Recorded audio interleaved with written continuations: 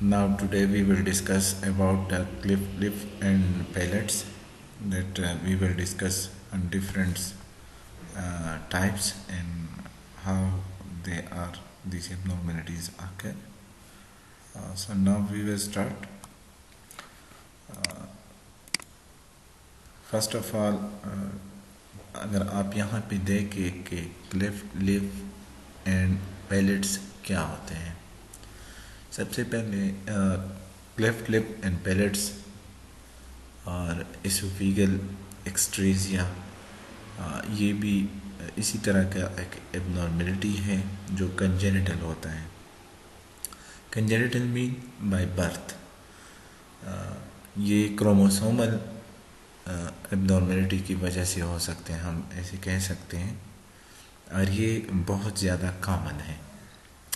Common in the sense कि ये child में हमने प्रोटेक्शन राइट्स और ये सारी चीज़ें हमने सेकंड यूनिट में पढ़े हुए थे ना, तो ये भी इन स्टूडेंट्स का राइट्स हैं, बच्चों का, कि इनका केयर किया जाए। ठीक है, तो अभी हम आगे पढ़ेंगे डिटेल में।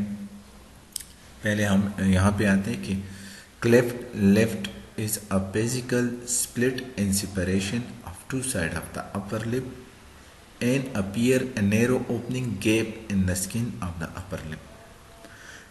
असल में अभी हम क्लेफ्ट लेफ्ट की अगर डिफिनीशन देखें तो ये बिल्कुल सामने से नज़र आता है, हम इसको देख सकते हैं।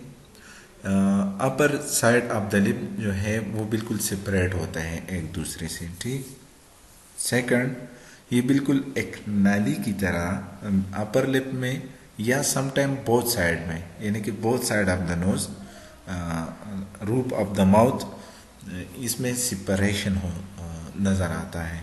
ठीक है, तो डेफिनेटली इसके साथ एक कॉमन सी चीज़ भी हम अपने माइंड में अगर लेके आए कि अगर एक गैप है लिप में तो अंदर इन्फेक्शन की चांसेस भी ज़्यादा होंगे। ये अभी इसके साथ इसलिए बता रहा हूँ ताकि आप लोगों के माइंड में ये बात क्लियर हो, क्योंकि वो तो ऑलरेडी एक बच्चा है, दूसरा क्लेफ्ट लिप है, यानी कि माउथ की तरफ वो बिल्कुल ओपन है। ठीक है, अच्छा, the separation often extend behind the base of the nose include, अभी ये सेपरेशन जो है, बीच में स्टूडेंट्स भी आ रहे हैं तो हम इसको लेते रहेंगे।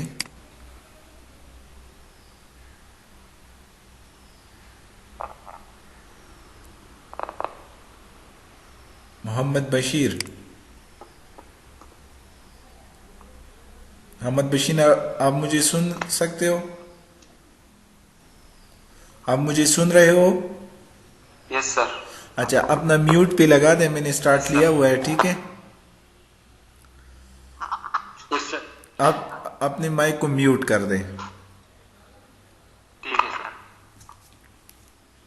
ठीक है, तो अभी आज का टॉपिक हमने स्टार्ट कर लिया है, आप लोगों के साथ वो भी शेयर होगा। ठीक है, तो cleft lip is a physical split separation of two side of the upper lip and appear a narrow opening gap in the skin of the upper lip. ठीक है, ये मैंने बता दिया है, आप फिर उसमें वीडियो में भी आप सुन सकोगे।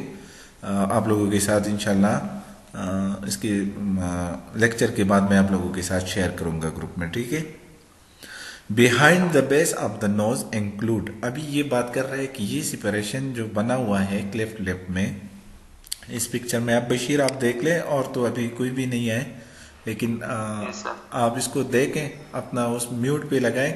अगर जहाँ पे भी आपका क्वेश्चन हो तो लास्ट में, फिर सेशन के लास्ट में, फिर आपको मैं स्टूडेंट्स को मैं 10 मिनट दूंगा, फिर जो भी क्वायरीज होगी फिर वो 10 मिनट्स में हम इसको कवर करेंगे। ठीक है, तो क्लिफ्ट लिप की अभी अगर यहाँ पे हम बात कर रहे हैं तो ये अभी हमें ये बता रहा है कि the separation often extend behind the nose of the base of the nose, यानी कि अगर आप इस पिक्चर में देख लें, ये पिक्चर जो है ये बिहाइंड द नोज है, यानी कि नोज के बिल्कुल करीब है, यानी कि हम इसको कह सकते हैं पर्श पे है, नोज की पर्श पे है। ठीक है, अच्छा, अभी इसमें कौन कौन सी एरिया हम इसमें इंक्लूड होते हैं, इसमें अपर जा एंड अपर गम, यहाँ पे अगर आप देख लें, ये बेसिस की बात कर रहे हैं, ठीक है।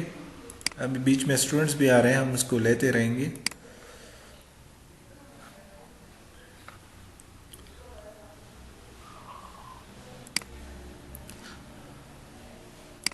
न्यू स्टूडेंट का नाम अजीज़ अहमद।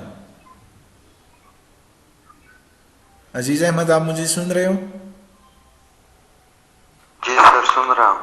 अच्छा, बस अपना माइक उस पे लगाएं, म्यूट पे। आप लोगों की जो भी क्वायरीज होगी आप लोग बिल्कुल लास्ट में 10 मिनट में आप लोगों को दूंगा, तो आप लोग मुझसे फिर क्वेश्चन पूछ सकते हैं, ठीक है। और ये इस लेक्चर की ठीक है सर। वीडियोस भी आप लोगों के साथ शेयर होगा, ठीक है। ठीक है सर। अच्छा, ये अभी स्लाइड्स आपको नज़र आ रही हैं? जी सर, नजर आ रहा है। अच्छा, चलो 1-2 मिनट वेट कर लेते हैं, क्योंकि अभी इस टाइम स्टूडेंट्स ज़्यादा आ रहे हैं, ठीक है। सही है सर। आप सबसे रिक्वेस्ट है कि अपने टाइम की पाबंदी का ख़ास ख्याल रखें, क्योंकि ये बीच में फिर डिस्टरबेंस होता है ना।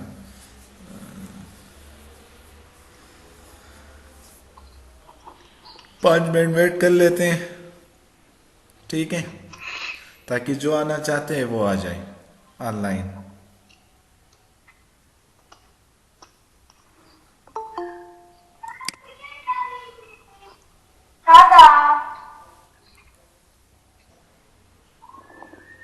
अच्छा, ये स्लाइड्स आप सबको नज़र आ रहा है?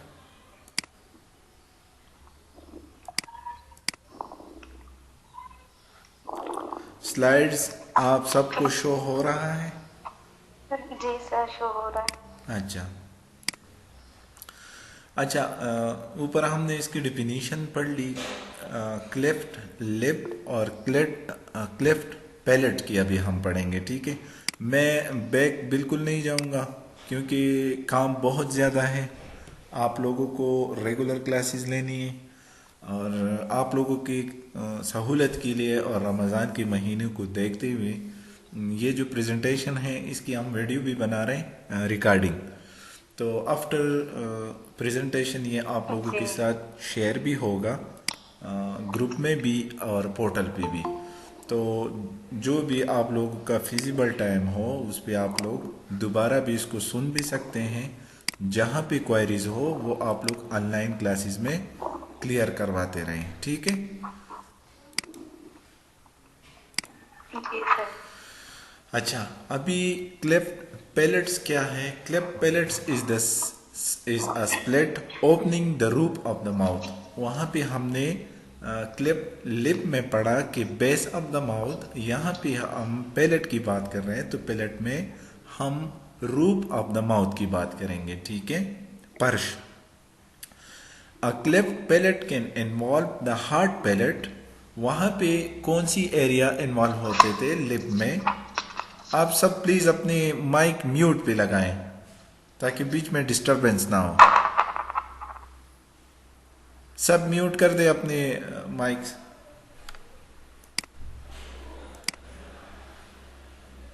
शुक्रिया,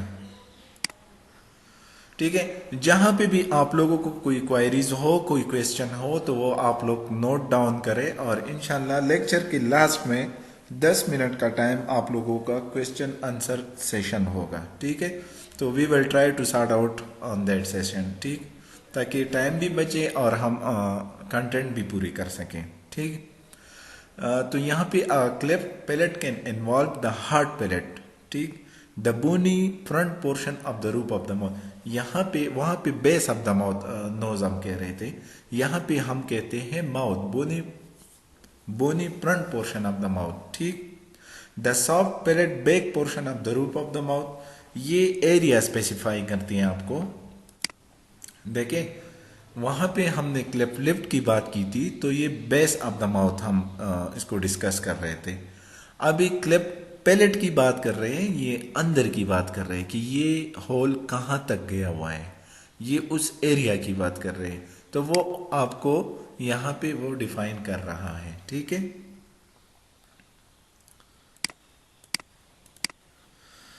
अच्छा, यहाँ पे अगर हम देख लें तो डिफरेंट टाइप होती हैं। इसी तरह ये क्लेफ्ट लेफ्ट है, ये देख, ये लिफ्ट की बात हो रही है। यहाँ पे अगर आप देख ले तो ये एक्सटेंडेड है, एक्सटेंडेड मीन यानी कि बहुत ज़्यादा खुला हुआ है, ये नैरो है, ये ब्रॉड है, ठीक है। इसी तरह ये पैलेट यानी कि इसकी रूप ऑफ द माउथ की बात करें, front bony portion of the mouth, ये देख, स्टूडेंट्स और भी आ रहे हैं, ठीक है। तो ये बोनी पार्ट की बात कर रहा है। अभी ये तो no disruption of the teeth development, ये अभी हम आगे पढ़ेंगे कि कौन सी पार्ट में कहाँ पे क्या एबनॉर्मेलिटी ज़्यादा हो सकती हैं। ये जस्ट आपकी नॉलेज के लिए है कि अगर आप अभी मुझसे क्वेश्चन पूछे कि क्लेफ्ट लेफ्ट और क्लेफ्ट पैलेट में क्या फ़र्क है, so it is so simple. तो क्लेफ्ट पैलेट का मतलब है, यहाँ पे हमने ऊपर डिफाइन किया है कि यहाँ पे हमारी रूप ऑफ द माउथ यानी कि बोनी पोर्शन जहाँ पे हमारे बोन हो उसको इन्वॉल्व कर देते हैं, और lip front base of the nose part जो हम कहते हैं उसको क्या कहते हैं, क्लेफ्ट लिप, ठीक है। अभी हम आगे जाएंगे। ये इंसिडेंटली कितना होता है, ये हर 700 बर्थ में से एक पेशेंट को यानी कि एक बच्चे को ये क्लेफ्ट लेफ्ट, और 2500 में से एक को क्लेफ्ट पैलेट होता है, ठीक है। Female are more affected, female क्यों अफेक्टेड होता है ये अभी हम आगे उसमें पढ़ेंगे, इसकी काजेज और साइन सिम्टम्स और जेनेटिकल प्रेडिस्पोजिशन, हम ये सारी चीज़ें हम इसमें आगे पढ़ेंगे। लेकिन ये हमें मोस्ट प्रॉबली इतना हमें पता होना चाहिए एग्ज़ाम के पॉइंट ऑफ व्यू से भी और अपने लर्निंग पॉइंट ऑफ व्यू से भी, कि अगर हमसे कोई पूछे, क्योंकि ये बहुत कॉमन आजकल बहुत कॉमन है, आजकल नहीं बल्कि काफ़ी टाइम से इस पे रिसर्च भी हो रहा है टाइम टू टाइम। ये क्लेफ्ट लेफ्ट जो है मेल आर मोर अफेक्टेड, ये आप लोग बिल्कुल मेमोराइज कर दे, फिंगर टिप पे याद कर ले। और क्लेफ्ट पैलेट जो है ये फीमेल में ज़्यादा होते हैं, ठीक है। अकॉर्डिंग टू, ये मैंने रेफरेंस भी दी हुई है, अकॉर्डिंग टू मेरी एंड मेरिट, ठीक है। ये 2005 में इसने अपने एक स्टडी की थी और उसी स्टडी की बिहाफ पे इसने ये डेटा निकाला है, ठीक। अच्छा, इसकी काजेज क्या है, incomplete fusion of embryonic structure surrounding the oral cavity, ठीक है। तो अभी मैं स्टूडेंट्स को भी इन्वॉल्व कर दूं। अजहर मुमताज, ये स्लाइड आप पढ़ लें। अजहर,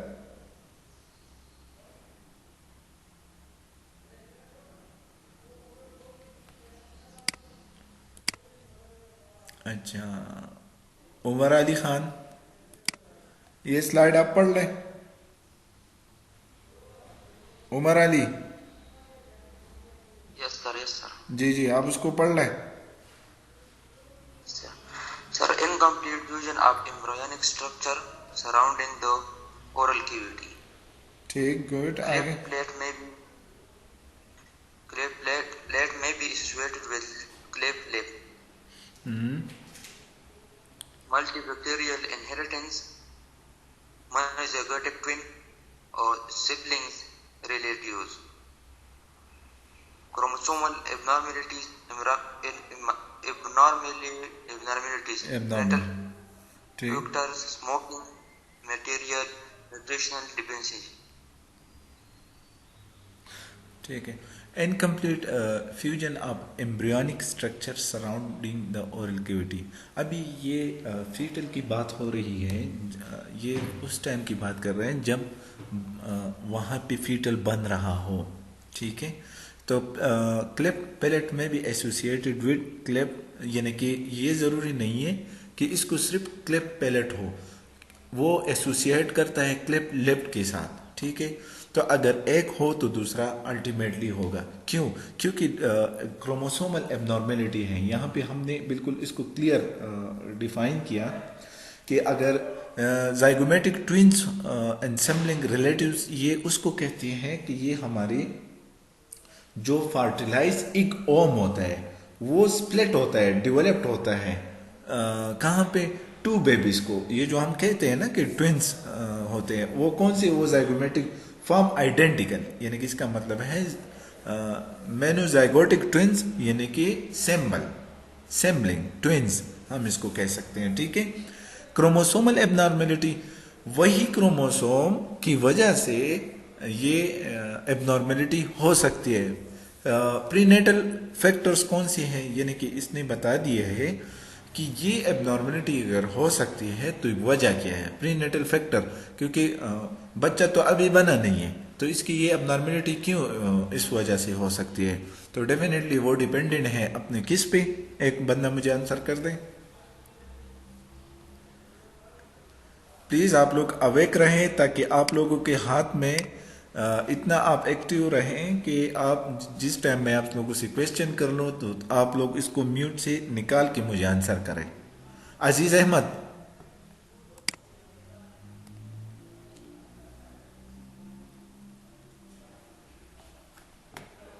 एनीवन? अच्छा, फीटल प्रीनेटल फैक्टर्स, स्मोकिंग, ये डेफिनेटली मदर की उस पर डिपेंडेंट होता है। तो इसमें कौन सी है, smoking, maternal nutritional deficiency, folic acid वगैरह, ये सारी चीज़ें इसकी प्री डिस्पोजिशन में आ जाती हैं, ठीक है। तो आप सबको इन चीज़ों का केयर करना होगा और लेक्चर कम्युनिटी में आप लेक्चर भी दे सकते हैं। तो इन चीज़ों का ख़ास ख्याल रखना है। फॉलिक एसिड ये ड्यूरिंग प्रेगनेंसी और फीटल डेवलपमेंट की इन बिटवीन वाली बातें हो रही हैं कि अगर बच्चा फीटल मदर प्रेग्नेंट है और वो स्मोकिंग कर रहा है, फॉलिक एसिड की कमी है, न्यूट्रिशन की कमी है और कोई न्यूट्रिएंट्स की कमी है, तो डेफिनेटली ये काजेस हो सकती हैं। ये सिर्फ इसकी काजेस की बात कर रहे हैं कि ये वजह हो सकती है और इसी वजह से cleft palate and cleft lip हो सकती है, ठीक है। अभी डायरेक्ट ऑब्जर्वेशन एट बर्थ, बिल्कुल ये विजिबल होता है। साइन सिम्टम्स अगर अब हम इसमें पढ़ें तो ये बिल्कुल विजिबल होता है।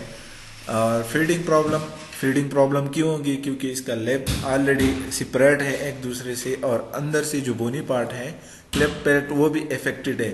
अगर बोनी पार्ट अफेक्टेड है तो डेफिनेटली इसकी कुछ कॉम्प्लिकेशंस भी होंगी। वो कॉम्प्लिकेशंस में ओटाइटिस मीडिया, आपका अभी मुझसे क्वेश्चन होगा कि ओटाइटिस मीडिया इसको क्यों हो सकता है, क्योंकि जो हमारा इंटरनल कनेक्शन है एयर एंड थ्रोट के बीच में जो केनाल बना हुआ है, डेफिनेटली अगर बोनी पार्ट वहाँ पे अफेक्टेड है यानी कि वो सेपरेट है तो डेफिनेटली वो पोर्शन भी हमारा क्या होगा, सेपरेट होगा। तो इसी वजह से भी इन्फेक्शन की चांसेस ज्यादा हो सकती है। अभी मैं अच्छा, ये साइन सिम्टम अजहर आप पढ़ लें, स्लाइड नजर आ रहा है आपको?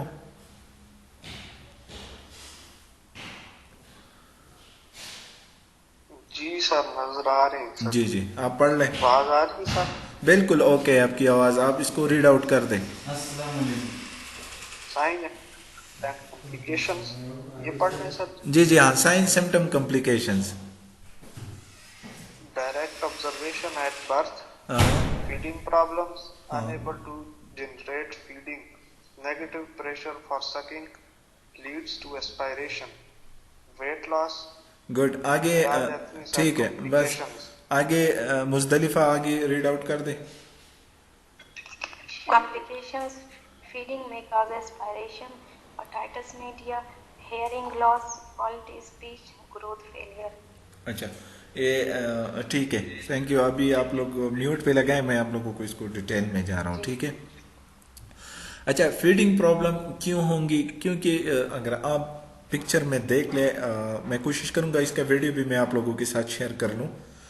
ये फीडिंग में प्रॉब्लम क्यों होंगे, क्योंकि हमारा रूफ ऑफ द माउथ जो है वो बोनी पार्ट जो है वो सेपरेटेड है, ठीक है। जब सेपरेटेड हो तो हमारा इंटरनली, अगर आप लोग एनाटमी देख ले, ये देखे, अगर हम लोग ये देख ले तो ये डेफिनेटली हमारी एयर के साथ इसका कनेक्शन है। आप लोगों ने एनाटमी में पढ़ा होगा ठीक है। तो ये सिर्फ हमारे एयर का मसला नहीं हो सकता, बल्कि हमें लंग्स का नमूनिया का भी चांसेस बहुत ज़्यादा होते हैं। क्यों? क्योंकि अगर हमारी ट्रीकियाँ में पानी या कोई फ्लूइड्स चला जाए तो वो क्या कर सकता है, नमूनिया काज कर सकता है। और जब नमूनिया काज होगा तो डेफिनेटली लाइफ थ्रेटनिंग कंडीशन होगी। ठीक है। Difficult fault and speech, growth failure. Growth failure हम क्यों कहते हैं ग्रोथ फेलियर? अच्छा, यहाँ पे एक पॉइंट मैंने मिस कर दिया, सॉरी।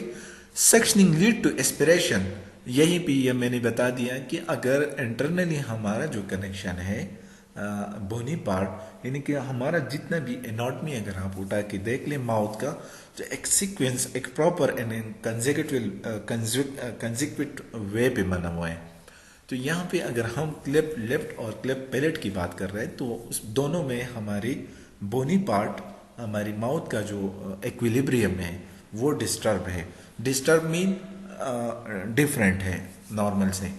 तो अगर वो डिस्टर्ब है तो सकिंग में डेफिनेटली प्रॉब्लम होगा।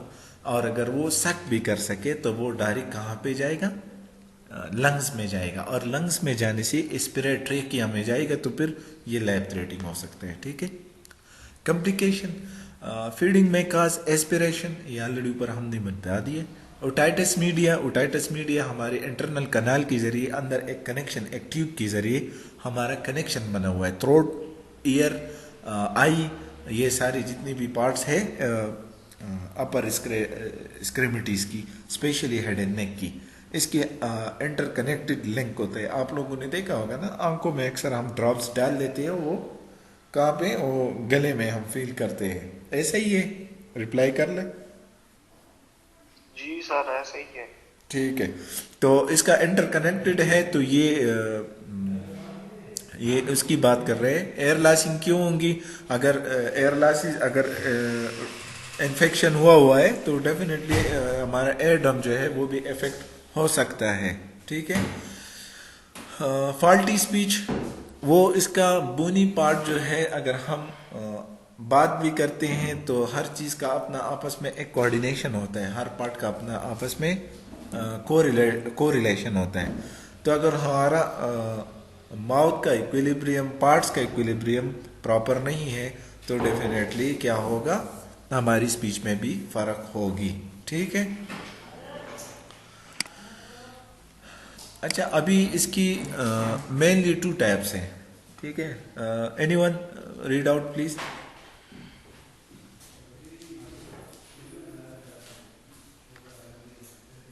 Yes, sir. There are जी जी, there are two main types of clip and clip plate. Unilaterally clip and clip plate. Bilateral clip and clip plate. अच्छा, uni mean one, bi mean दोनों side से। ठीक है। अभी इसकी 2 टाइप्स है, unilateral clip left and clip palate, और bilateral, यानी कि या तो दोनों साइड्स पे हो सकती है और या एक साइड पे। अभी अगर मैं आप लोगों से क्वेश्चन पूछूं कि 1 साइड और 2 साइड से यहाँ पे क्या मुराद है, तो कोई मुझे बता सकता है? Anyone?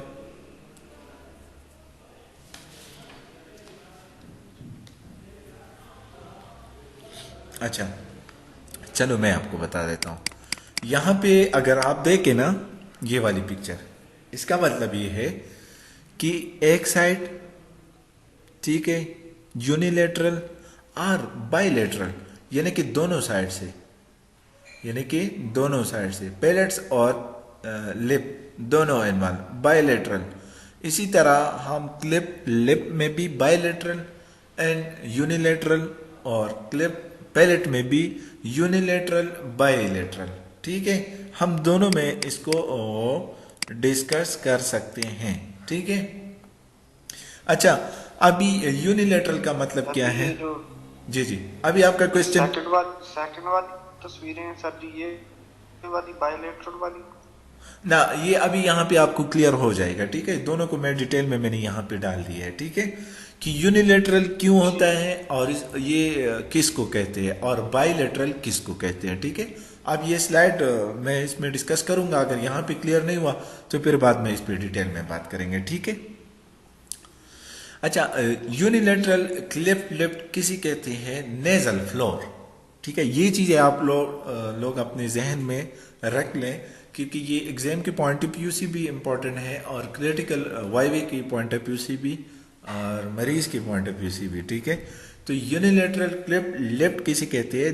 Knows floor communicates with the oral cavity. देखिए, यूनिलेटरल क्लिप लिफ्ट उसको कहते हैं कि नोज का डायरेक्ट कनेक्शन होगा ओरल कैविटी के साथ। इसमें कौन कौन से पार्ट इन्वॉल्व होंगे? Maxilla on the left side is hypoplastic.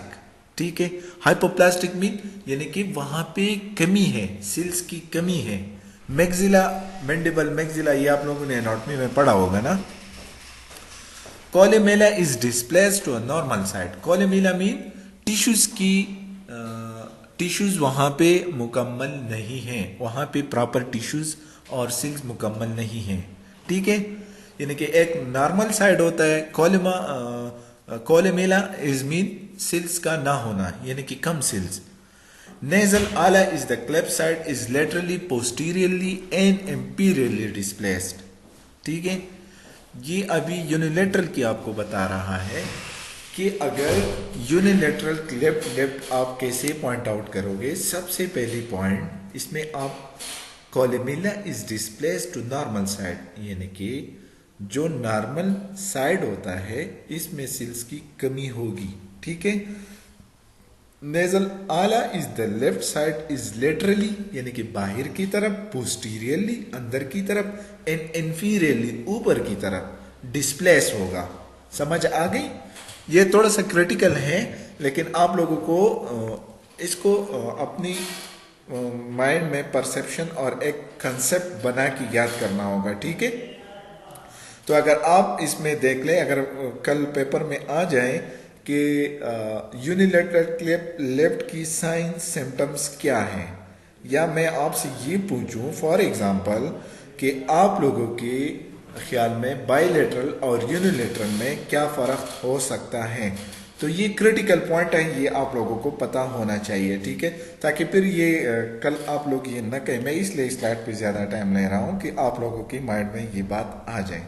ठीक है, अगर यहाँ पे आप लोगों का कोई क्वेश्चन है, इससे आगे फिर क्वेश्चन नहीं पूछेंगे, फिर लेक्चर के आखिर में आप लोग क्वेश्चन पूछेंगे। यहाँ पे अगर कोई क्वेश्चन है आप पूछ ले प्लीज।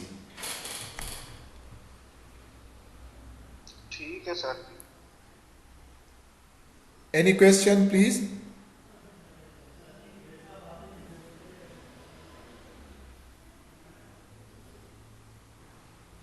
क्वेश्चन नहीं है किसी का?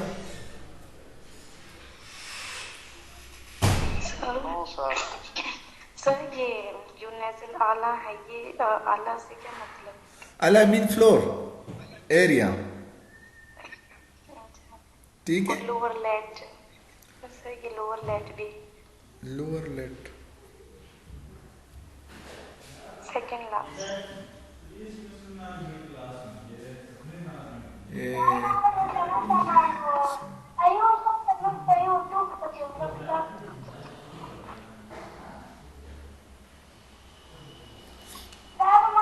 असल में मुजदलिफा जी जी कोलिमिला की आप बात कर रहे हैं? सर वो तो मतलब कम होना ना, सिल्स का कम होना। ठीक है, जी और नेजल सेकंड लास्ट की बात है। Second last lower let. Lower, अच्छा, ये मैंने अभी पढ़ा नहीं है ना, ऊपर की मैं बात कर रहा हूँ। नेजल आला की आपने मुझसे पूछा, तो नेजल आला का आप लोग सुन लें, इसको दोबारा सुन लें। नेजल आला का मतलब है from the lateral part of the nasal. ठीक है, लेटरल, समझ गए? लेटरल पार्ट, बाहर वाली पार्ट। ठीक है, अच्छा, कोलिमिला का मतलब है सिल्स का कम होना। ठीक है, तो ये चीज़ें आप लोगों को जहन में साथ साथ रखनी होगी, क्योंकि ये फिर वाकई में फिर आप लोगों के लिए मुश्किल होगा। ठीक है, तो ये चीज़ें। अच्छा, लोअर लेट यानी कि लोअर वाला हिस्सा, ये अभी हम बात कर रहे हैं माउथ की, ये अभी आप जहन में रखें। ये हम बात कर रहे हैं lower let on left side, cleft side. ठीक है, लोअर मोर एब्ड्यूस, एब्ड्यूस का मतलब है एंगल। ये अभी ये जितनी भी हम पढ़ रहे हैं ना, ये हमें एंगल बता रहे हैं, ठीक है। एंगल यानी कि एक होता है angle 90 angle, 130 angle, 180 angle, obtuse angle most probably हम 150 एंगल को कहते हैं, ठीक है। ये आप लोग अपने जहन में रख दें। यहाँ पे मैं वैसे लिख भी देता हूँ, एफ्ट्यूज। खैर ये आप लोगों को तो उसमें भी मिलेगा, ये वीडियोस मिलेंगे, तो इंशाल्लाह ये मसला नहीं होगा, लेकिन आप लोगों को याद होना चाहिए, ठीक है। क्लियर? अच्छा, लिप मसल इंसर्ट इनटू आला। आला मीन लेटरल एंड कॉलिमेला। कॉलिमेला मीन सिल्स का कम होना, ठीक है। ये आप लोगों के पास वीडियोस भी आ जाएंगी, आप उसमें भी आप फिर सुन सकते हैं, लेकिन अगर आप लोगों की कंसेप्ट क्लियर हो तो फिर इजी होगा, ठीक है। मेडिकल मैनेजमेंट में हम थेरेपेटिक अभी एज ए मेडिकली हम इसके लिए क्या कर सकते हैं, क्लेफ्ट लिप और क्लेफ्ट पैलेट के लिए, ठीक है। तो सबसे पहले cleft lip surgery first week of life. ये आप लोगों ने सुना होगा ना कि इसकी फ्री ऑफ कॉस्ट सर्जरी होती है डिफरेंट एरिया। अगर हम एबटाबाद की बात करें तो मेरे ख्याल में यहाँ पे ये मानसीरा से पहले एक जगह आती है रिहेबिलिटेशन सेंटर, वहाँ पे इसकी मैंने देखे थे कुछ पेम्पलेट्स और ये सारी चीज़ें मैंने देखे थे कि वहाँ पे फ्री होता है, लेकिन अगर जहाँ पे भी आप देख ले तो इसकी फ्री ऑफ कॉस्ट सर्जरी होती है, ठीक है। क्लेफ्ट पैलेट सर्जरी, अच्छा ये पॉइंट आप लोग जहन में रखें। Cleft lip surgery first week of life में करनी चाहिए और होनी चाहिए। क्यों? क्योंकि इस टाइम आप मुझसे क्वेश्चन पूछ सकते हैं, क्योंकि ये फर्स्ट इसलिए है, इसका टाइम मेंशन इसलिए किया गया है कि इस बीच में वो सारी जितनी भी हमारी बोनी कार्टिलेजेस ऑर्गन्स वो डेवलप्ड नहीं हुआ होता है, ठीक है। और अगर इस इनिशियल स्टेज में किया जाए तो बहुत ज़्यादा क्यूरेबल और बहुत ज़्यादा सक्सेसफुल होता है रादर देन लेटर स्टेज, ठीक है। तो cleft palate surgery 12 to 15 months. Cleft lift की कितनी में होनी चाहिए? First week. चलो आप लोगों को थोड़ा सा इन्वॉल्व कर दो, ठीक है। 1 by 1, ठीक है। अजीज स्टार्ट करेगा, मुस्तलिफा, नदीम, अजहर, शेरी, उमर अली, बशीर, अयूब, ठीक है। फर्स्ट नाम मैंने जिसका लिया है वो यहाँ से स्टार्ट कर ले। थेरेपेटिक मैनेजमेंट में हम left surgery first week of life में करनी, क्लेफ्ट प्लेट सर्जरी आफ्टर 12 से 15 मंथ के बाद करते हैं। गुड। लॉन्ग टर्म मैनेजमेंट में हम स्पीच थेरेपी करते हैं और ऑर्थोडेंटिस्ट करते हैं। ठीक है, गुड। अभी नेक्स्ट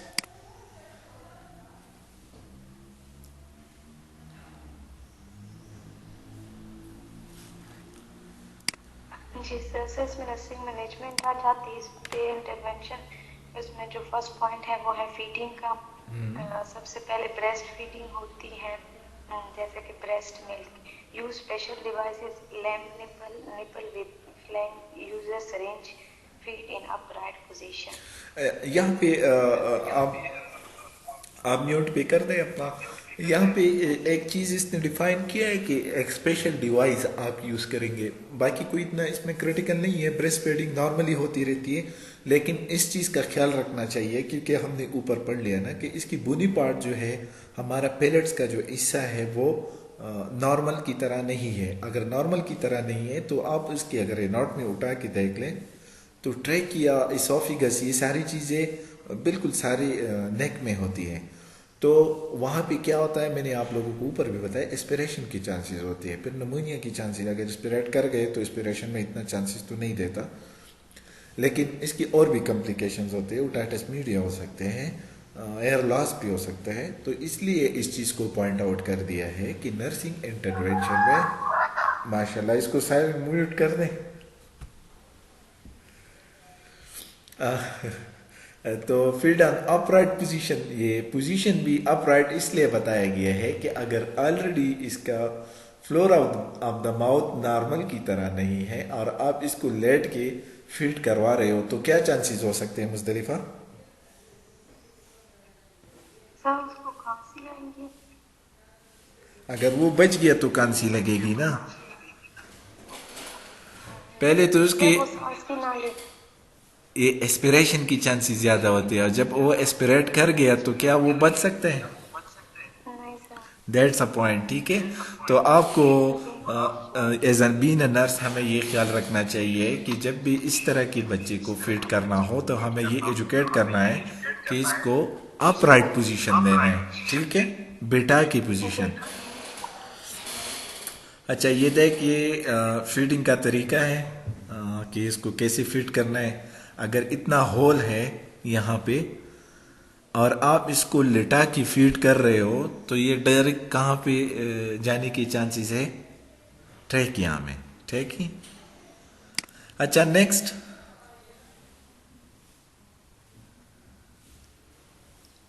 इसके बाद सर जी सेकंड पॉइंट हेल्थ टीचिंग है।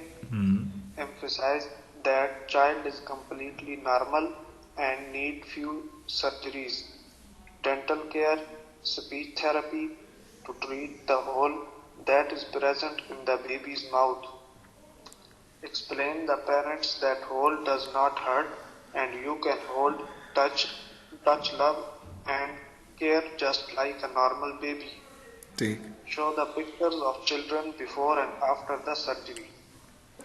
देखिए, यहाँ पे हेल्थ टीचिंग की अगर हम देखें तो हम तो हर पेशेंट्स और हर रिलेटिव्स और क्लाइंट्स को हम ये बताते हैं according to disease, according to psycho social factors जो भी होता है, जितनी भी एज ए RN जितनी भी एक्सपर्टीज होता है वो हम इस पे फोकस करते हैं। लेकिन ये स्पेशल केस यहाँ पे इसने इसलिए डिफाइन किया है, अगर आप देख ले तो इस तरह के पेशेंट अक्सर हम घरों में अगर किसी का है, आप लोग देख ले इसके साथ थोड़ा सा वो अजीब सा पेश आते हैं। तो ये वही बात करते हैं कि ये भी हमें नॉर्मल बच्चों की तरह इसको ट्रीट करना चाहिए, क्योंकि अगर आप इसको बचपन से इसी तरह इसी तरह बिहेव करोगे तो वो आगे जाके वो साइकेट्रिक प्रॉब्लम भी लीड कर सकता है, यानी कि वो बीमार भी हो सकता है। तो इसलिए यहाँ इस बात पे इसने थोड़ा सा जोर दिया है, explain the patient that the hole does not hit you, you can hold, touch, love. ये आपको इस होल जो आपको नजर आ रहा है इससे आपको कुछ नहीं होता, आप इससे वही प्यार करें, वही नॉर्मल बेबी की तरह इसके साथ पेश आए। ठीक है। अच्छा, सर्जरीज हमने ऊपर बता दिए कि अगर क्लेफ्ट लिप है तो इसका हम 1 वीक में सर्जरी करनी चाहिए, और अगर क्लेफ्ट पैलेट है तो 12 से 15 वीक्स में हम इसकी सर्जरी कर सकते हैं। Show the picture of children before and after the surgery. Pakistan में तो हम लोग भी यही ट्रेंड अपनाना चाहिए कि पेशेंट की विलिंग के मुताबिक हमें जाना चाहिए। अगर वो कहें, डेफिनेटली वो तो बच्चा होता है, लेकिन इसकी अगर आप पिक्चर लेके उसको दिखाएं आफ्टर अ सर्जरी के पहले आप ऐसे थे, क्योंकि जब वो बड़ा हो जाएगा तो मामूली सी स्कार तो डेफिनेटली रहता है, तो आप इसको दिखा सकते हैं कि पहले आप ऐसे थे और अभी आप ऐसे हैं, तो वो रियलाइज और एक्सेप्ट करेगा। ठीक है। Next.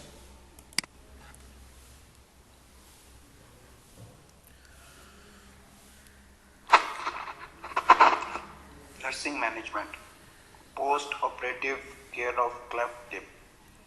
Hospital stay is of 1 to 2 days. Cover the lip with sterilized strip to prevent trauma. Use elbow immobilizer, jacket retainers.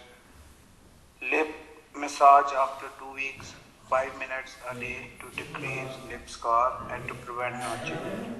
Apply prescribed antibiotic ointment to prevent from infection. अच्छा, ये अभी operation की बातें कर रहे हैं कि अगर इसका ऑपरेशन हो जाए तो आपको क्या करना है। ठीक है।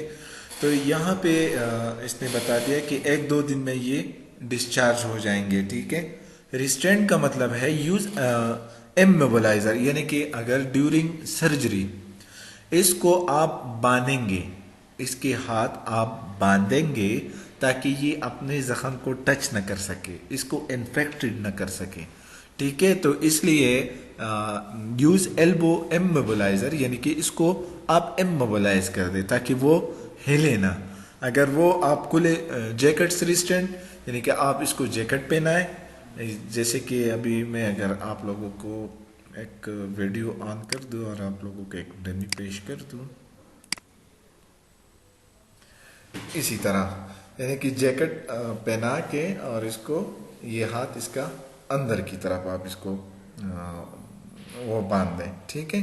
अभी मुझे वो नहीं आता कि वो जो बच्चे हम बांधते हैं ना, वो भी आप कर सकते हैं। वो जो उसको पश्तो में तो हम सीजनी कहते हैं, और पता नहीं अगर किसी को आता है तो काइंडली वो शेयर कर दें। सीजनी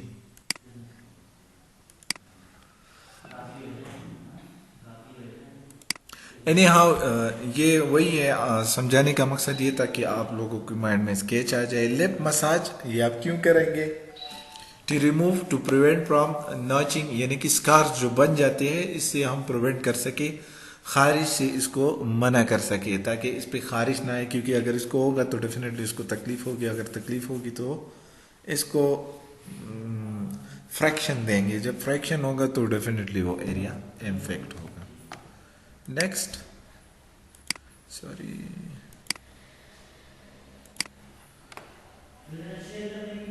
next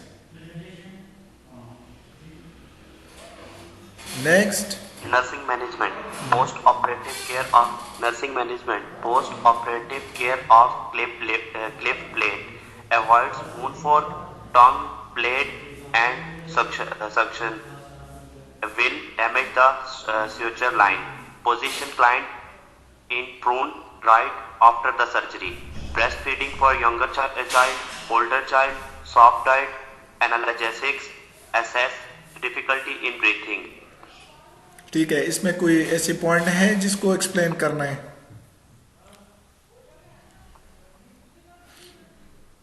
no sir ji.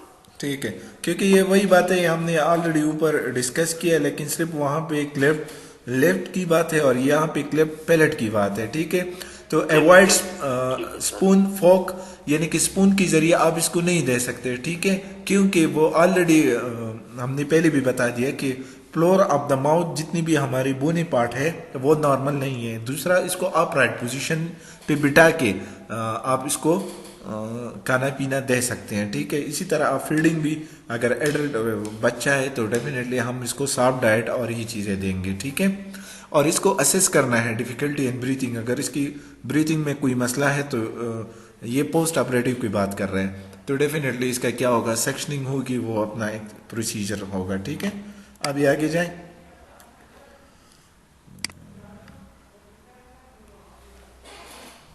Next, nursing management, discharge planning, proper feeding technique, secure line cleaning help to accept the child. Financial assistance purpose in use of affluents, encourage for good mouth care and proper brushing habits, emphasize for regular ear examination, ESP with URTI, especially sign we of alter upper guidance for upper respiratory tract infection, URTI mean especially with URTI, upper respiratory tract infection।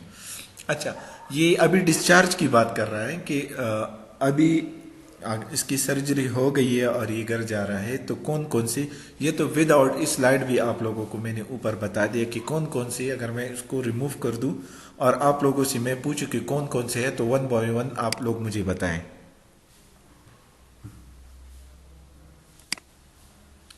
Muzdalifah,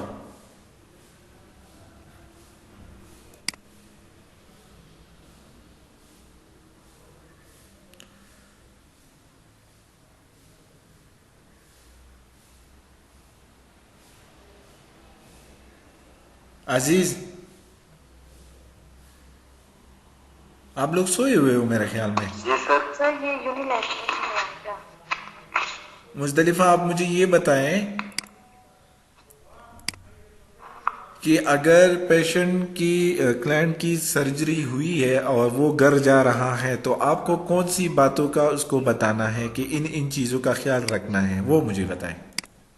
sir वो जो breast की position है, वो उसका ख्याल रखना है। और वन मोर।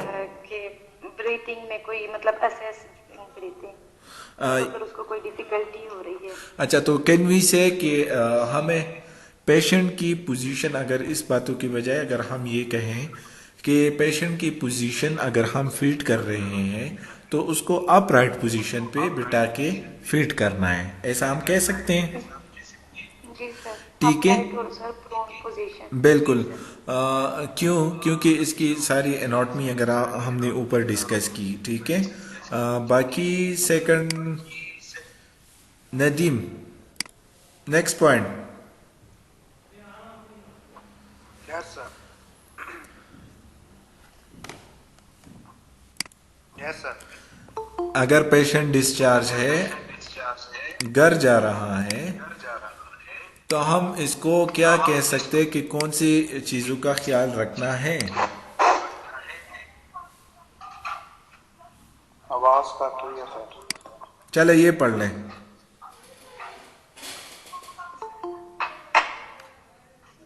सर करना क्या है, समझ नहीं आई। चलो आप तब तक आपको समझ आ जाएगी। और उमर अली,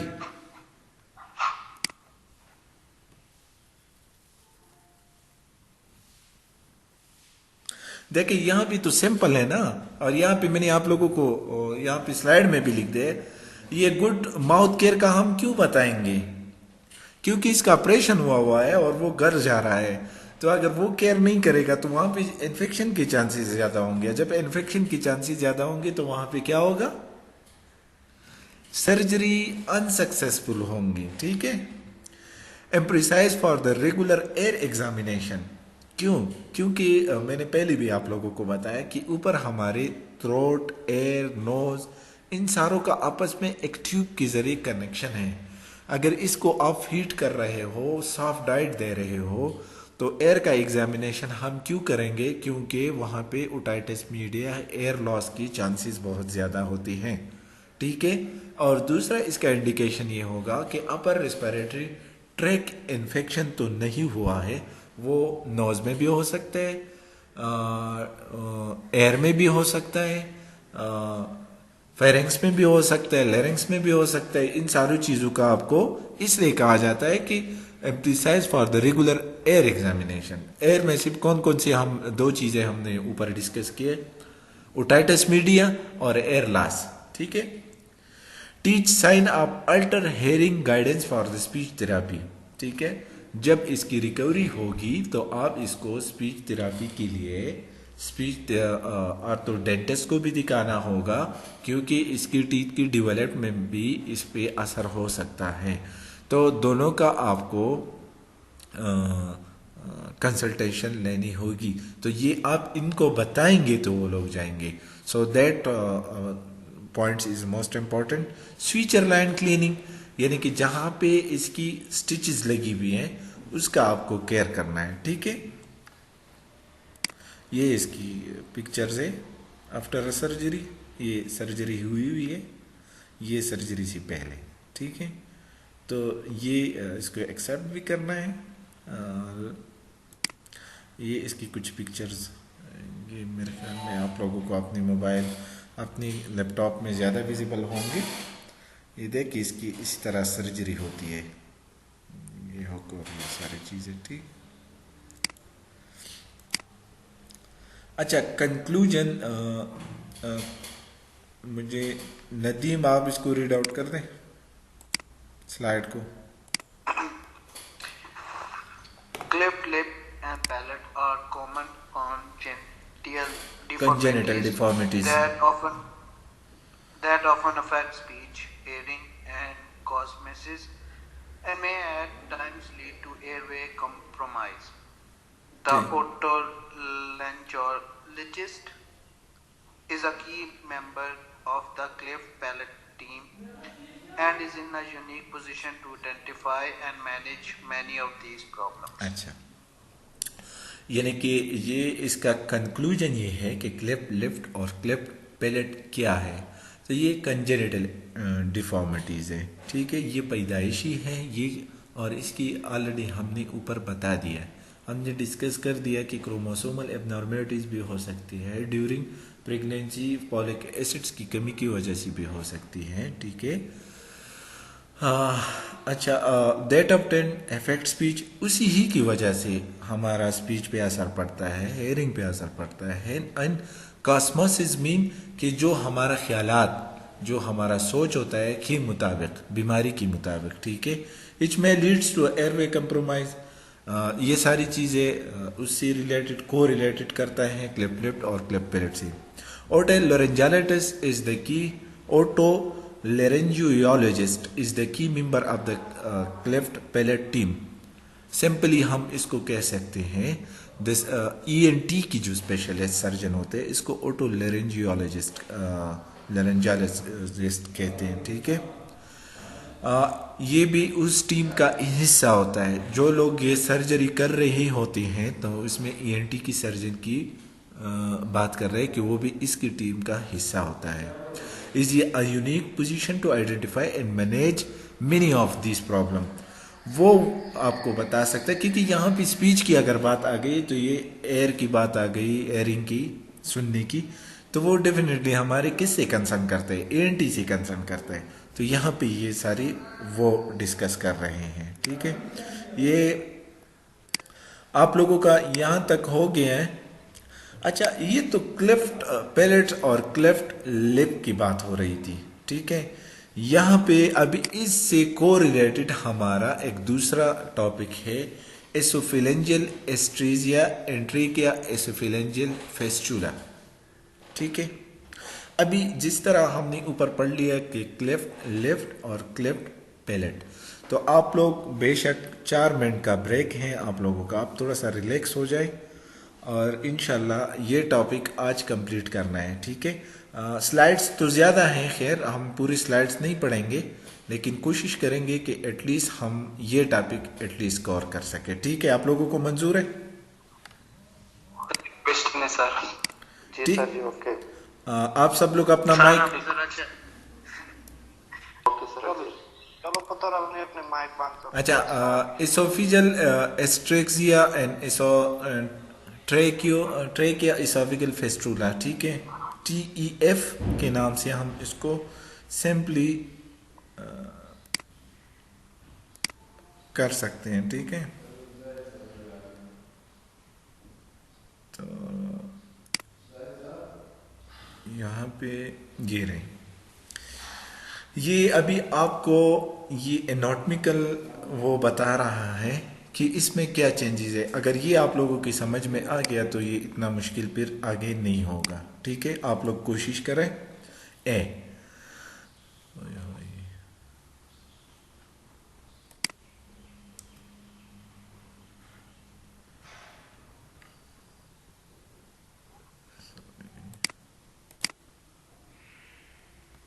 चलो अब पहले इसका ये पढ़ लेते हैं, फिर वो डायग्राम पे आ जाते हैं, ठीक है। अच्छा, TEF is a rare malformation that are believed to result for the filled separation of the esophagus trachea by symptoms that form by the 4th week of gestation, ठीक है। ये यहाँ की बात, ऊपर हम बात कर रहे थे सेपरेशन ऑफ लिप की हम बात कर रहे थे ना। यहाँ पे एक चीज की ख्याल हमें रखनी होगी, यहाँ पे हम separation of oesophagus and trachea की बात कर रहे हैं, ठीक है। डिफरेंस समझ में आ गई?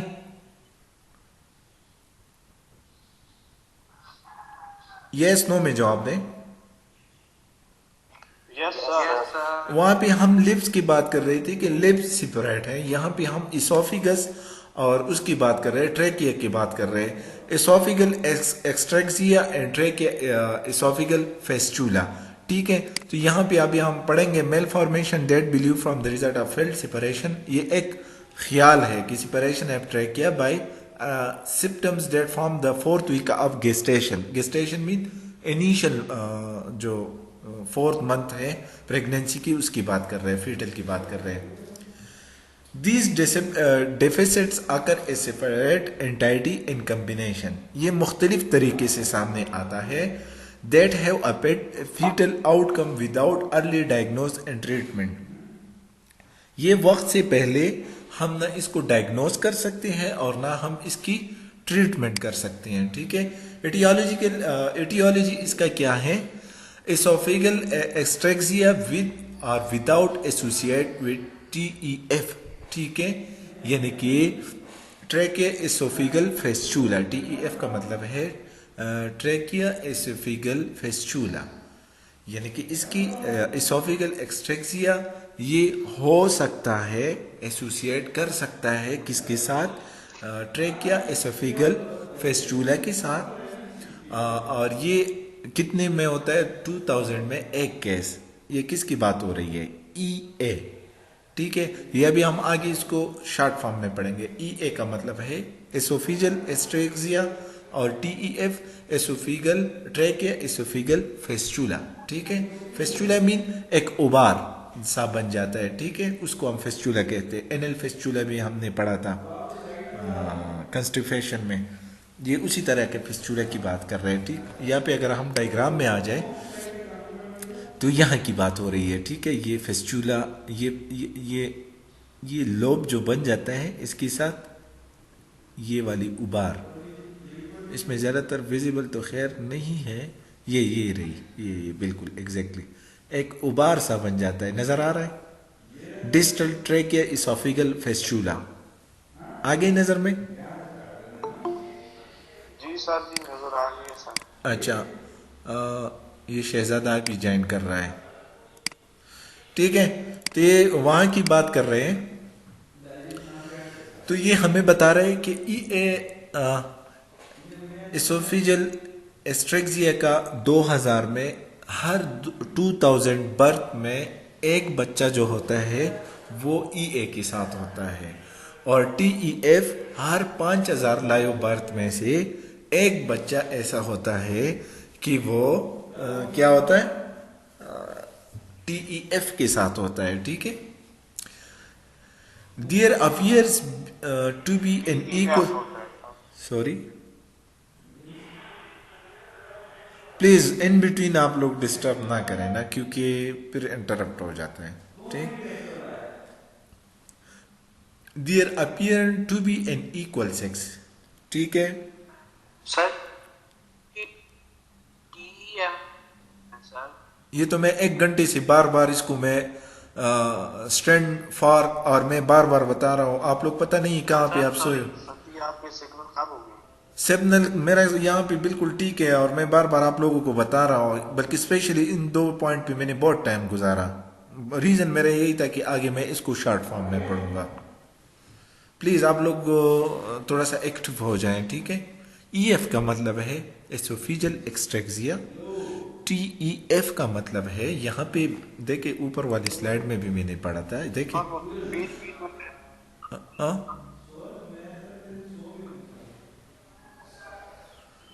ठीक है सर, ये आपकी स्लाइड पर भी मैच हो जाती है बीच में से।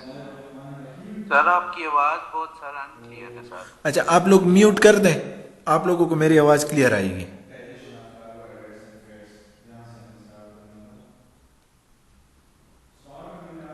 Their appearance to be an equal sex incidents, but the birth weight of the most affected infants is significantly low than average, ठीक है। ये पॉइंट आप लोग अपने माइंड में रखें कि अपीयरेंस में वो बिल्कुल इक्वल नजर आता है, लेकिन इसकी सिग्निफिकेंटली अपनी एवरेज वेट से बहुत कम होगा। एवरेज वेट हमने बताया था कि बच्चे का 2.5 to 3.5 एवरेज वेट होता है एट बर्थ, ठीक है। There is unusual high incident of prematurity in the infant with EF esophageal atresia की बात कर रहे हैं, ठीक है। तो अभी ये डायग्राम है और ये इंटरनली इसका वो पार्ट्स इसने डिफाइन किए कि ट्रैकिया कैसी होंगी, एसोफेगल एसोफेगस कैसे होंगे। इसकी यहाँ पे ये खैर इसमें तो नज़र नहीं आ रहा है, ऊपर वाले डायग्राम में बिल्कुल विजिबल मैंने कोशिश की है कि आप लोगों के लिए डाल दिए है। यहाँ पे अगर आप देख लेना तो फेस्चूला वाले ये इसोफिगल एक्सट्रेक्सिया है। एक्सट्रेक्सिया यहाँ पे इनिशियल जो हमारा उबार सा ए में अगर आप देखें ये नॉर्मल इसोफिगस है, ठीक है। यहाँ पे अगर आप बी में देख लें तो यहाँ पे ये इसका जो कनेक्शन बना हुआ है डिफरेंट पार्ट्स के साथ वो डिफाइन कर रहा होता है, ठीक है। यहाँ पे सी में ट्रैकिया इसोफिगल स्पेक्ट्रम्स की बात कर रहे हैं यहाँ पे, ठीक है। सी में ये सिर्फ यहाँ पे आपको पार्ट इसने मेंशन किया हुआ है। फिर यहाँ पे इसोफिगल एक्सट्रेक्सिया, यहाँ पे ये अगर यहाँ पे आप लोग देख लीजिए यहाँ पे कोई भी चीज नहीं था, ऐसा ही है। यहाँ पे इसोफिगस की बात कर रहे हैं, यहाँ पे एक थोड़ा सा, बाकी ये कनेक्शन तो अपनी जगह पे बिल्कुल ठीक है। यहाँ पे आप देख लें एक्सट्रेक्सिया यहाँ पे एक एक्स्ट्रा वो बना हुआ है, ठीक है। अच्छा यहाँ पे इसमें अगर आप देख ले तो फेस्चुला बन जाता है, ठीक। तो इसकी बात वो कर रहे हैं, इस पिक्चर में वो इतना क्लियर नहीं है जितना उसमें है, ठीक। नीचे हम जाते हैं, ये स्लाइड्स 30 तक हम कोशिश करते हैं कि हम इसको कर लें। अच्छा पैथोफिजियोलॉजी, पैथोफिजियोलॉजी अगर आप ऊपर वाले सेगमेंट आप देख लें, ऊपर वाले आप उसको रीड कर लें तो आपको क्लियर नज़र आएगा, ठीक है। एसोफिगल सरपंच 10 मिनट मुझे दे दे क्योंकि 10:30 तक मेरा टाइम है ना। अच्छा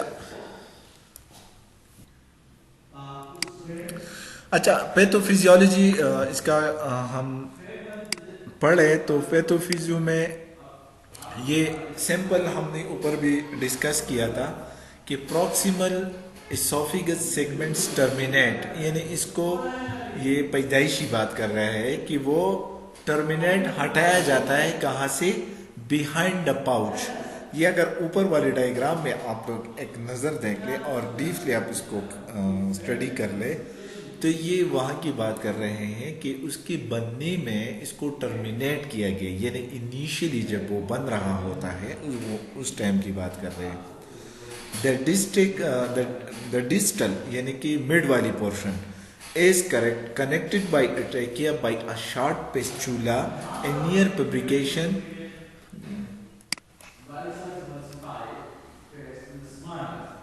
connected with trachea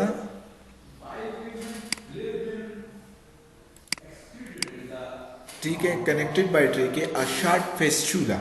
फेस्चूला वो यहाँ पे अभी नीचे अगर हम इसको देख ले, ये यहाँ की बात कर रहे हैं कि ये सेगमेंटिकली टर्मिनेटेड है माउथ, ठीक है। और यहाँ पे अगर फिर हम सेकंड पॉइंट को, distal is connected to trachea by a short fistula and near the bifurcation division, ठीक है। यहाँ की बात कर रहे हैं, ठीक है। ये फर्स्ट पॉइंट। सेकंड पॉइंट अभी थर्ड में हम क्या स्टडी करेंगे। The second most common variety consist of a behind pouch at each end widely separated and with no communication with the trachea, ठीक है। ये दोनों आपस में बिल्कुल कोई कम्युनिकेशन नहीं है, ठीक है। यहाँ पे फिर इसके साथ ट्रैकिया के साथ इसका कोई कम्युनिकेशन नहीं है लेकिन जुड़ा हुआ जरूर है, ठीक है। Extremely rare abnormalities involve fistula from the trachea to the upper esophageal segments are to both upper and lower segments। ये थर्ड की बात कर रहे हैं कि ये बहुत कम होता है लेकिन इसका कोऑर्डिनेशन और एक दूसरे के साथ कनेक्टेड हो सकता है, ठीक है। The condition cause orally intake to enter the lung or large amount of the air into the stomach, यानी कि लंग्स की बजाय वो एयर कहाँ पे एक्युमुलेट होना शुरू हो जाता है, स्टमक में। तो अगर स्टमक में एयर ज्यादा एक्युमुलेट होना शुरू होता है तो इसकी कंसिक्वेंसेस क्या होगी?